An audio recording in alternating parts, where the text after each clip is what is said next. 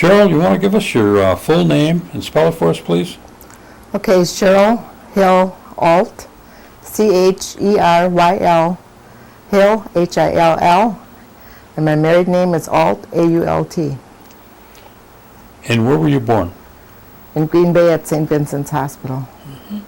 And give us the names of your mother and your father, and include your mother's maiden name.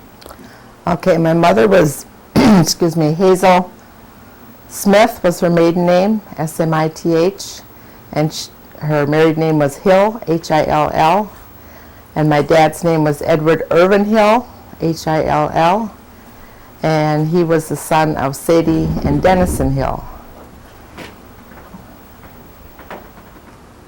And my mother was the daughter of William Smith and Molly, or Melvina, alias Molly, and her maiden name was Paulus.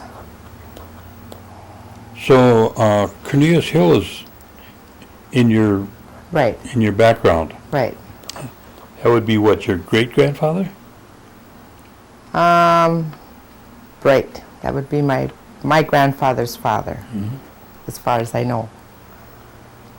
So then, are you? Okay, we'll probably get. But are you your sister to Blanche then? Right. Okay. Okay.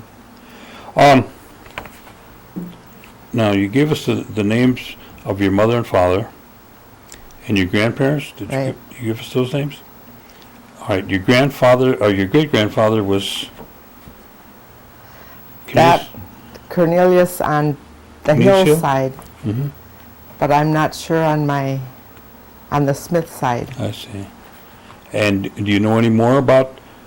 Did you know his wife's name? Cornelius Hills. No. Do you have any information or knowledge about your great-grandfather, Cornelius Hill? No. No. Okay. What about your grandparents? Did you know them? Yes, I knew Sadie and Dennison Hill on my father's side. I knew them, both of them. And on my mother's side, there was just my grandfather when I was born, because my grandmother, Molly, had died of diabetes when my mother was young. So I did not know her. Okay. Did you get a chance to know your grandfather then? Oh, yes. Yeah. I knew my grandfather very well. And what was his name? That was Bill, William Smith. William Smith. Tell me a little something about him. Well, You he remember was worked for Hilbert Cold. He lived most of his life in Green Bay. I mean, he was born and raised out here in Oneida, where Chester Smith works now. That's his brother. Well, Chester that lives there now is his nephew, but I mean, That's Junior. Yeah. right, that's Junior. And he lived in Green Bay most of his older life. My mom had told me that that's where he lived and worked, you know, all of his life. And then when he got older and retired from Hilbert, he had went to the vets home in King. We tried to get him to come to live with some of us, but he was very stubborn and said no, he wasn't going to bother anybody. So he went to King for a while, and then he wanted to come back to Oneida. So he went to Anna John Nursing Home then, and that's where he stayed there till the end. So he was a veteran then. Right. Okay. Do you know anything about his background in terms of what he was in, where he served, or anything? That I don't know. Did you have an opportunity to spend any time with him? Oh yeah, right. Did he speak Oneida? He could speak some, but I wouldn't understand what they were talking about, you know. Did he ever talk about his educational background? No. And do you know what kind of work he might have done? Well, he worked cement work. He worked for Hilbert. Oh, Hilbert. Okay, okay. All right, let's talk about the other side then. That would be the hillside. That'd be Dennison and Sadie. Sadie. All right, and Sadie's maiden name was again? Paulus also. All right. What about Dennison? As Do you far know as his I know, background? he was a laborer. Laborer? They said he built a lot of different places. I think he even worked on this church.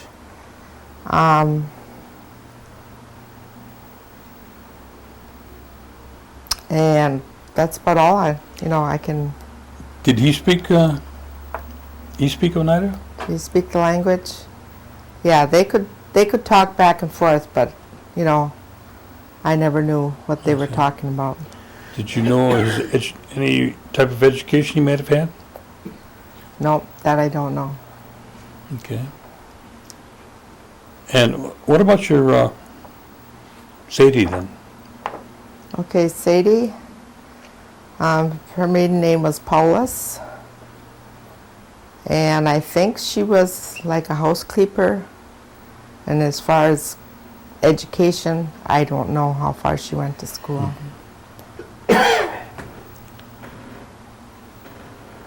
Now, Dennison, did he have any brothers and sisters? That'd be your dad, right? No, that was my grandpa, I mean, your Dennison. grandpa. I wouldn't know. I didn't know any of his. Oh, okay. And same with Sadie, you didn't know any of those? No. Okay. All right, let's move up to your parents then. Okay. And tell me something about your father's, what He kind of was, profession did he do? well, he died at a young age. I was only 12, but as far as I know, he was in the Merchant Marines. His ship got torpedoed. First, Red Cross wouldn't help him, from what my mom had said, Then they got married, and he was kind of a jack of all trades. He could do almost anything, master of none. No. I think it was the late 50s. We got relocated to California because there was no jobs or anything. The government, relocated us. There was my mother and I, and there was 5 children that went to Culver City, California for about a year. And he worked on the Air Force Base there as a mechanic, fixing jets. And we stayed less than a year there, and that's where he was deceased. And then my grandpa Bill Smith is the one that brought us back, helped my mom bring her and the kids back to Green Bay, and we lived in Green Bay then after that. Your mother, did she ever tell you where she went to school? No, I don't know that. And did she, with 5 children, did she work out of the home, or was she pretty much a homemaker? No, she worked out of the home. Did she? Yeah. What kind of work did she do? Well, factory work. I mean, years ago they used to put little dolls in cereal boxes and stuff. She did like piecework, So she worked in a factory, that I know, and she also did some house cleaning, while we were in California. And then we came back here, or to Green Bay. I'm trying to think if she did anything. No, I don't think she worked much after that. You said you had 5, she had 5 5 children? Hill You want children. to give us their names? Okay, I'm the oldest. Then there's Jacqueline Hill. She lives in Appleton. Diane Hill Bardo. She lives in Milwaukee. Bonnie Gail Hill. She's also in Milwaukee. And Ronald Wayne Hill. He's here in Oneida. Okay. And after you moved back to Wisconsin, did you reside mainly in Green Bay, or did you move out to Oneida? No, we lived in Green Bay. Green Bay? Yeah. And is that where you started school? No, I had started school. I was going to school because I was 12, about 12 when my dad died. I see. So I had been going to school. And I can remember too, when we were younger, before we got relocated, we did a lot of, like, to Sturgeon Bay, where they picked cherries, and commercial fishermen, and, you know, just traveled a lot where the work was or whatever. So I think, not until after we came back, after he was deceased, that we actually had a permanent place to stay, you know, and then finished school. Well, up to the time when you, from your youth up to about the time of you're 12 years old, did you have a lot of connection with, you know, the reservation in terms of visiting and things like that? Well, we'd go to Grandma and Grandpa Hill, stayed in Dennison's, and also aunts and uncles' houses, you know. Where was Dennison City living at the time? Okay, at one time they lived on Seminary Road, and I can remember the slop pails and the no electricity and stuff like that. And then they lived on 54, and that's where they were both deceased when they lived on 54 then. That was their last home. Okay. And what school did you go to in Green Bay? I went to Hollow School, Fort Howard, and then I went to Washington Junior, and then East, and then we moved out, well, we lived out by Pampered Park, but they transported us from Pampered Park all the way over to East. Then Bayport High School was built, and we had the decision or the option to stay in Green Bay and graduate from East, or go to the new school and graduate from Bayport. So I graduated from Bayport, then in Howard. And what year was that? 1965. Okay. And what was your chores or responsibilities at home that you had to take care of? Well, we all had different parts of the house to clean, like some had the bathroom. Mine was, well, we'd rotate. Clean the living room, clean the bathroom.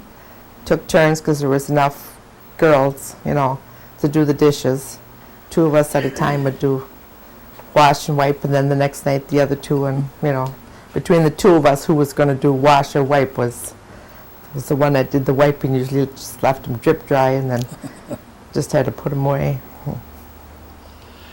And what would you, you know, after you became a teenager, so to speak, what kind of activities were you involved in during the summertime? Were there work that you worked out at all, or? I babysat to earn money. I started working at a restaurant, did restaurant work, waitressing work, and salad bar type things. I think that was about, well, pick strawberries for the fun of it, you know, maybe for a week or so, and that's what all they lasted when I was younger. But we didn't have to do it, you know. But if we wanted the clothes we wanted, we had to work and pitch in and buy them. What church were you affiliated with, your parents? Episcopal, Stone Church? Episcopal Church. Mm-hmm. Do you remember anything special about it, or any of the holidays that you know, with the church? Well, Christmas Eve, there used to always be midnight mass, which they don't have anymore, you know. And the Easter, well, we didn't come back. Well, when I was a child, yeah, was here.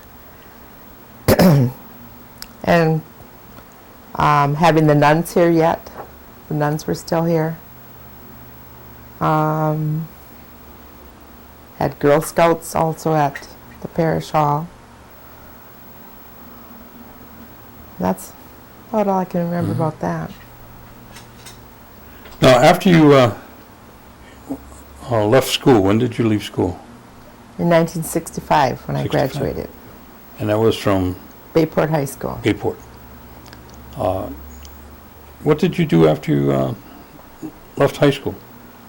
Then, graduated in May, and November of that same year I got married in 1965. Okay, and who was the person you married? Okay, that was Clifford John Alt Jr. And he had spent 3 years in the service, and he had come home that year. So we got married then. And where was And- he from? He was also from Howard. Howard? Yeah. Okay. Did you start a family then? A couple years later, I had the first oldest girl, Connie, and then altogether I had two boys, 2 girls, and now I have one deceased. The oldest boy is deceased in a car accident.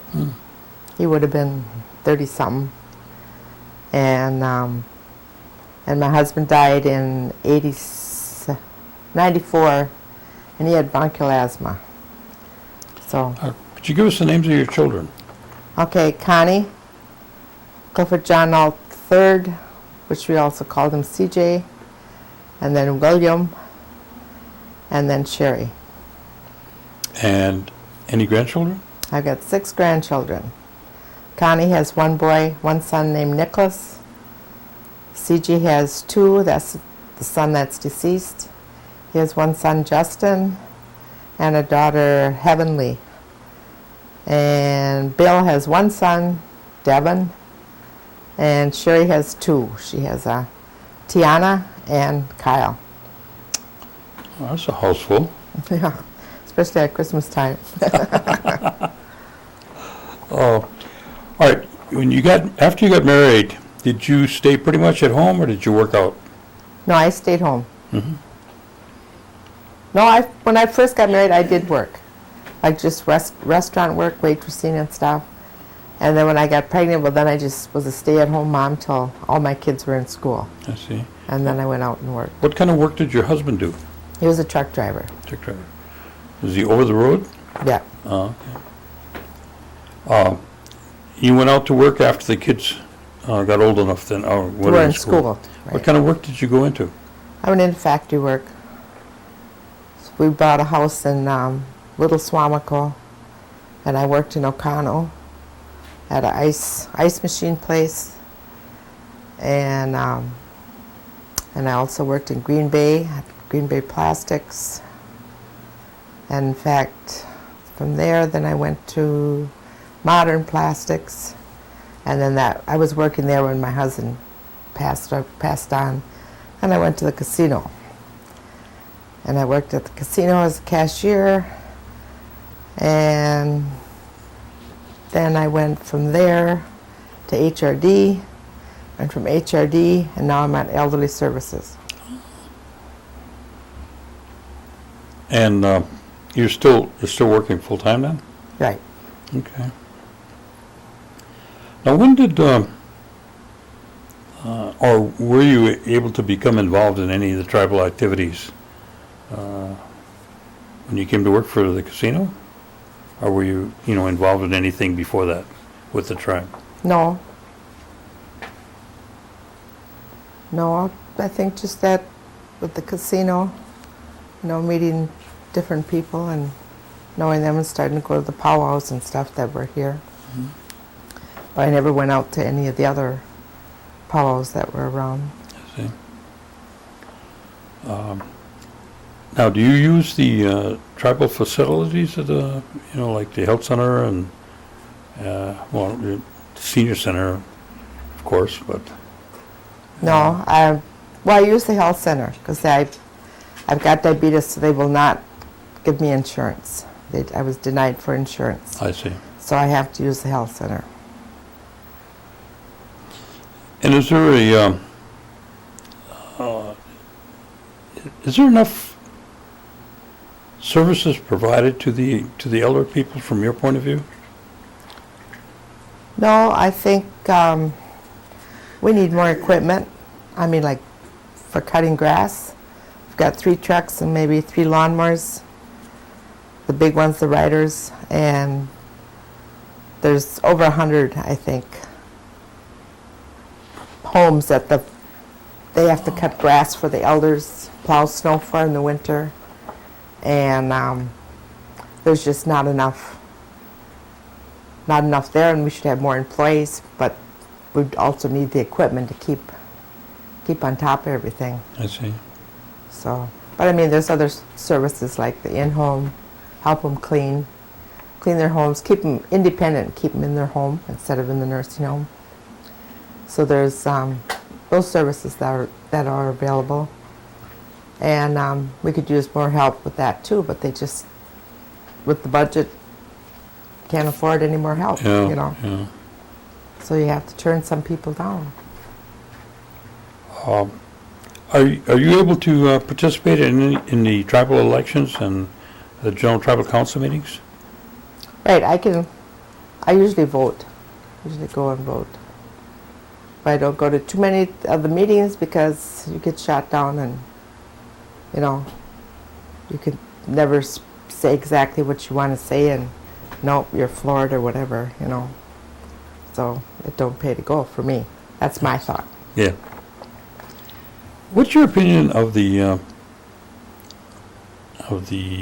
impact the Oneida Casino has on the tribe? Well, I think it's done a lot, brought a lot of jobs back. A lot of the people are coming back because there is work available. You know, they bought the equipment, they got, you know, lots more work than when I was young, you know, where we had to be relocated. Now they're all coming back and they want housing, and, you know. So I think it has helped the United Tribe a lot. Okay. What's your position on the per capita payment? I think it's pretty fair. Except the elders, we hear this because I work with the elderly.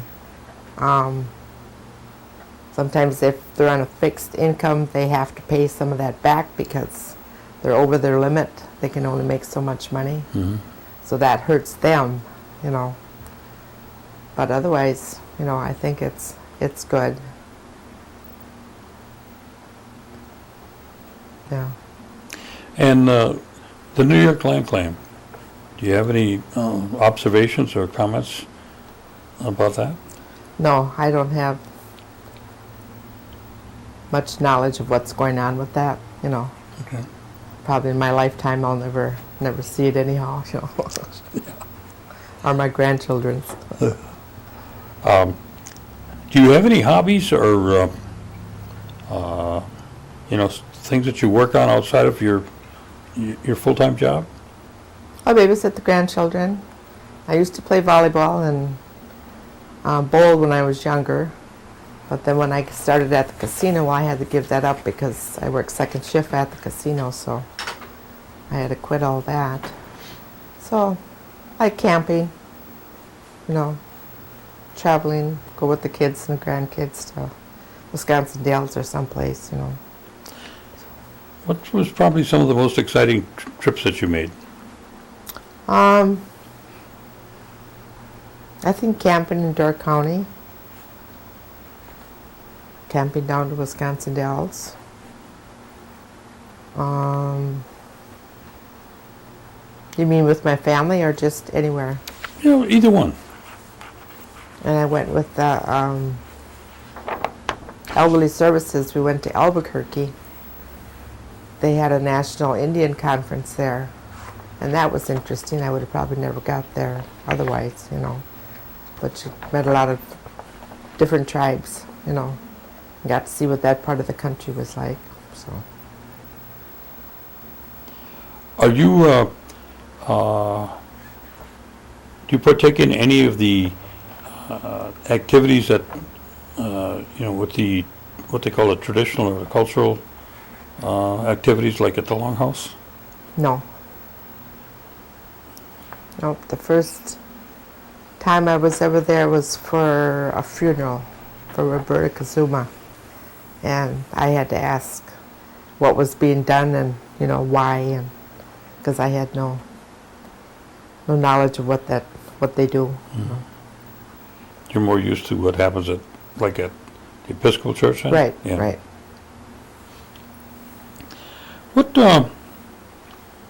What is your feeling in reference to, and of course I know you're prejudiced about it, But being an Oneida elder, give me your take on that.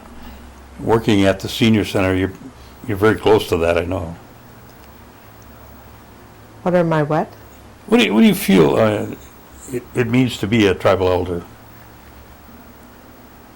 Well, I think all the knowledge that they've got and things of the past that I didn't know about, you know, that they can talk about. And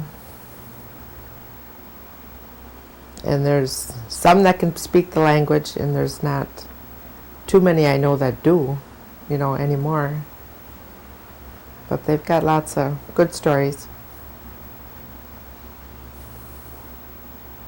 What about being in Oneida? What's your feeling about that? I don't think I'd want to live here because there's too much, what do I want to say? Like there's too many rules. I mean, if you build your own house here, there's too many rules. Like where I have my home, I can do whatever, get a permit and it's done. But the ones that are living here on the reservation, they've got limitations of what they can do, you know.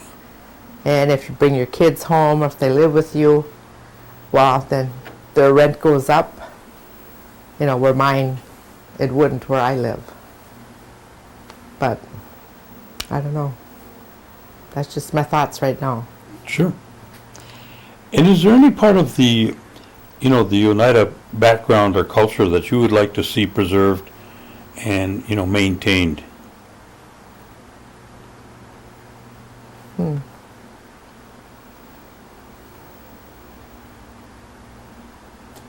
I can't think of anything right off my top of my head right now.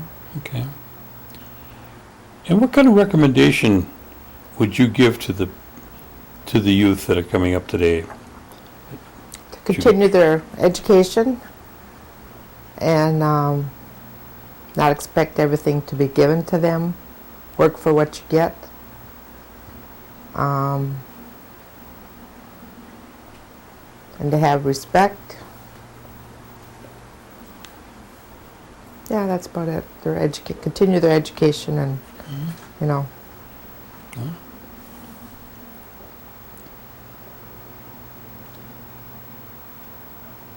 I'm going to